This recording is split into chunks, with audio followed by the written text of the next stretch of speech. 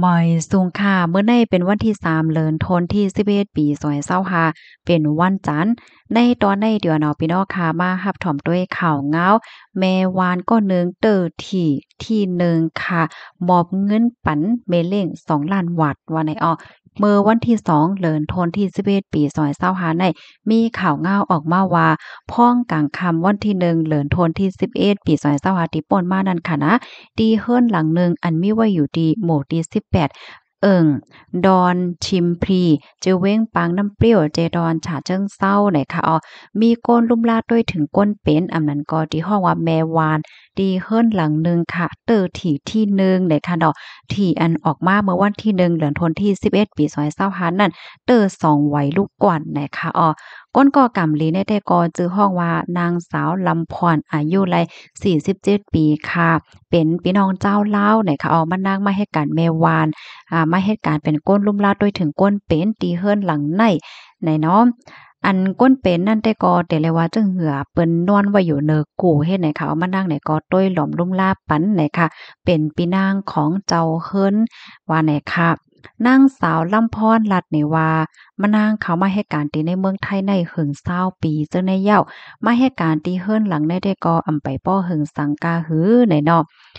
มันนางไม่ให้การตีในเนี่ยก็มันนางก็สอนว่าโจมหน้านั่นขนาดล้อเมเลงในใจลีนะเนี่ยค่ะเฮ็ดให้มันนางเนี่ยก็ไล่ลุ่มล่าโดยถึงคนดาวเนี่ยค่ะอันเป็นปีนางของนายจางปีนางเจ้าเฮิรนค่ะเนาะอันเป็นคนดาวในซ้ำอยู่หลีค่ะเนาะไลนอนไว้อยู่เหนือกูเฮ็ดจังไหนนะกำนันเขาเนี่ยก็ไล่อบโอ้กันค่ะเนาะไล่ฮู้ว่าเป็นก้นตีเกิดวันเดียวกันเดือนเดียวกันปีเดียวกันเฮ็ดเนี่ยนะ มานางก็ยุ่มย้ำว่าเป็นกุศูกรรมที่อันเฮ็ดให้เลยมาโคบทบกันเฮ็ดจังไหนอ้อมานางเนี่ยก็ลุ่มลาด้วยถึงแม่เล้งก็ได้ค่ะเนาะอำบ่ได้เป็นอาบน้ำป้อนข้าวลุ่มลากูเจอกูลวงค่ะเสร็จแล้วมานางเนี่ยก็ยำลัดแหนความในอกในใจที่แม่เล้งว่ามานางในเป็นหนี้เป็นสินเป็นหนี้เฮิรนหนี้โลดหนี้กาที่เมืองลาวค่ะเนาะเพราะว่ามันนับสอนเป็นเงินก็ได้ตกอยู่หมอก1ล้านว่าเจ้านายเฮ็ดเนี่ยนะมานางก็คัดจ่ายเฮ็ดการเก็บเงินส่งปอกขึ้นเมืองเปิดตาทรายแต้นนี้เนาะ และลาตีเมเลงไว้ว่าสังว่ามันนางเติดที่ที่หนึ่งเพราะว่าไหนจึงมันนางในเตปันเงินตีเมเลง2 ล้านเฮ็ดไหนว่าเนาะย้อนว่าป้อมีเมเลงมันนางเนี่ยก็มีการเฮ็ดมีการเฮ็ดที่เฮิรนหลังในนั่นน่ะเนาะเมื่อพ้องที่มันนางอยากเผิดเกี้ยนใจหาการหางานเฮ็ดเฮียก็มาย่าเมเลงใจหลีจังหนังไหนมันนางก็หลีใจนะเนี่ยเขามันนางลาในเทียงว่า เมื่อกลางเจ้าตีป่นมาค่ะเนาะกลางเจ้าวันที่1นั่นค่ะนะมานางก็ตั้งใจตั้งข้อดีกว่าซื้อที่หมาย097นะคะว่าก็ไล่อบโอ้กันดังเมเล็งค่ะเนาะเมเล็งเนี่ยก็ไล่ฝันเป็นไม้790เฮ็ดแนวเนาะมานางเนี่ยก็ได้ออกกว่าซื้อหมายที่ปันเมเล็งป้าจ้อมเนี่ยว่าก้อยกะว่าเผื่อว่ากว่าถึงตีในกาดเหย้าเนาะ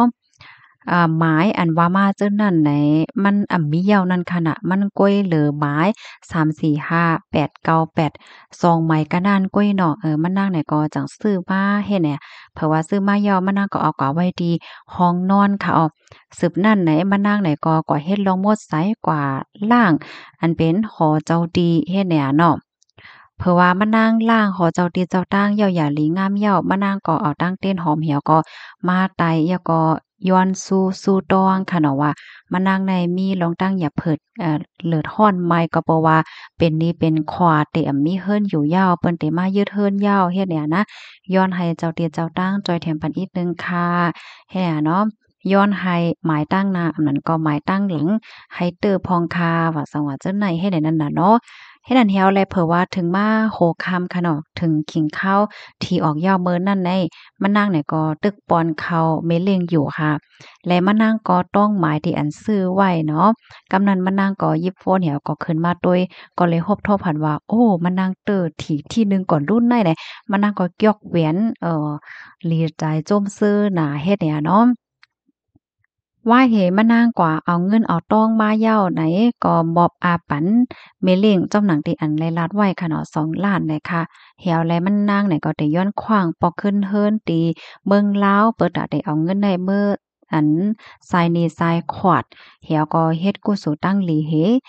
เงินอันเหลือก็ได้เก็บไว้จะจ่ายมื้อแก่มื้อเฒ่าให้แหน่และยืนยันว่าเตปอกขึ้นมาเหตุการณ์ตีเฮิรนหลังในคืนเตล่มลาดด้วยถึงแม่เล็ง10กว่าว่าไหนค่ะข้อมูลตอนในคาเลปีมาที่ห้องการข่าว CH7 ออกไว้เนี่ยค่ะเนาะข่าวเงาอันนี้ก็เป็นข่าวเงาหลีค่ะเนาะก็หมโจมจอมเนี่ยค่ะนะเป็นเป็นข่าวเงาตีหลีฮักหลีเพียงค่ะเนาะไลหันเปิ้นก็มาปันตาหันถึงตั้งนำตั้งหลายค่ะเนาะว่าเป็นแม่เล้งเฮลูกเล้งเฮอยู่จ้อมกันมาหึงอยู่กันเหมือนหนังปีหนังน้องมีลองจำใจกันแลฮักแป้งกันว่าสองว่าเจ้านายเฮ็ดจังไหนเนี่ยค่ะอ้อพี่น้องค่ะรับถอมยาวหันถึงจึงหือพองเลยค่ะสังเจ้าหนังว่าเป็นพี่น้องเขาคารู้ประวัติเติดถี่ไรเงินโหล้านมันจังไหนจ่องได้เหตุการณ์ค่ะจ่องได้สืบเหตุการณ์กว่าเย้าค่ะหือและเจ้าเนี่ยเนาะค่ะจึงหือก็ปันทหารถึงมันเลยค่ะเนาะลองโกสู่กามอันว่าแน่มันก็จังว่าเต้หนังว่าค่ะเนาะเพราะว่าใครกามลีมาใครเป็นบ้านและจังไหนก็กำอ่อนหนึ่งก้อยเฮ็ดแหน่เนาะบางก็ในซื้อที่ตาเสค่ะเนาะโกเลินโกปีข้าวตั้งเป็นหลายปีเมืองเตอร์เสปอกให้ไหนก็มีประวัติเตอร์เนี่ยก็เตอร์อิดออดว่าเฮาว่าเฮ็ดจังเนี่ยเนาะก้อยก็ว่าบางก็แน่สุกซื้อซื้อค่ะเฮ้อเนี่ยหึงๆซื้อกล้วยเนี่ยก็หำเตอร์กว่าให้ไหนก็มีเนี่ยค่ะเนาะบางปอมังไรเนี่ยก็อันเปิ้นว่าปอมันไข่เตอร์เนี่ย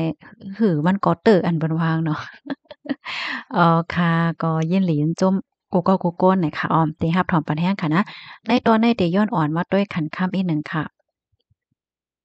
คันค่ำในวันมื้อในๆเป็นกว่ากะหือเหย้าหน่อยเนาะ